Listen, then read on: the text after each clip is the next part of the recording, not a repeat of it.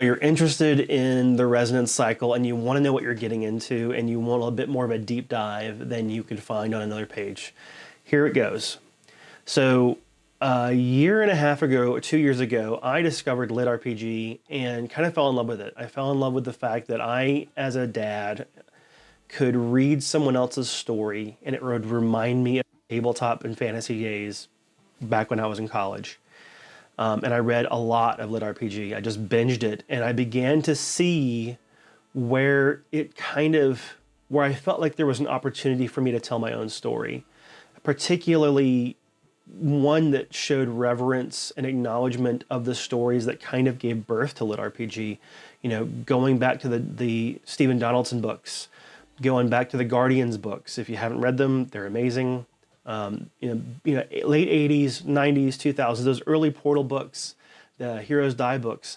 I wanted something that would feel like a merger of Lit RPG and really traditional fantasy.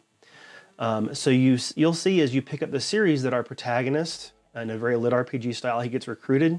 There's a mission, there's a story. He ends up selecting an option to grow. He has two options. One is, you can learn these skills as a native, which will be difficult and tough and challenging and you may mess up, or you can get a character sheet. He says, I'm gonna get a character sheet, right? Which most people will do. And that's our kind of narrative basis for the Lit RPG elements and how he sees things through this interface. He also gets a personal game master that kind of hovers around him, which you'll see on the cover of the book. And that game master is there to interface between him and his god because he becomes kind of like a paladin. And he goes on adventures for this god and for himself in a way that was shaped by a deep desire to surprise you.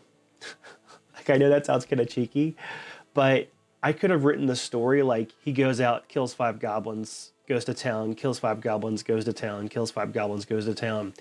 And what happened was when I was picking out the god for him, because I didn't know ahead of time, I did a dice roll. And as you'll see on this channel, the second roll, I did a re-roll. The second roll was inspiration. And I was like, how am I going to use this? Like, what's inspiration? Like, how is this going to work? So kind of jumping off of that, I began to make a series of choices with the character that I thought felt different, bold, unique, strange. I wanted to take situations that you may have read in other books and just turn them on their heads. Now, some readers are going to struggle with that. 100%. I understand, like, making weird choices. Like, we want to read a book as comfort, and we want to read the predictable choice. And there are some of those in here, but it's a very twisty-turny book.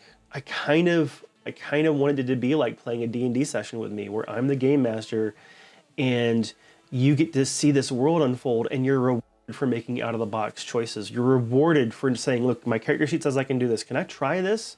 And when you do, there's this really cool outcome.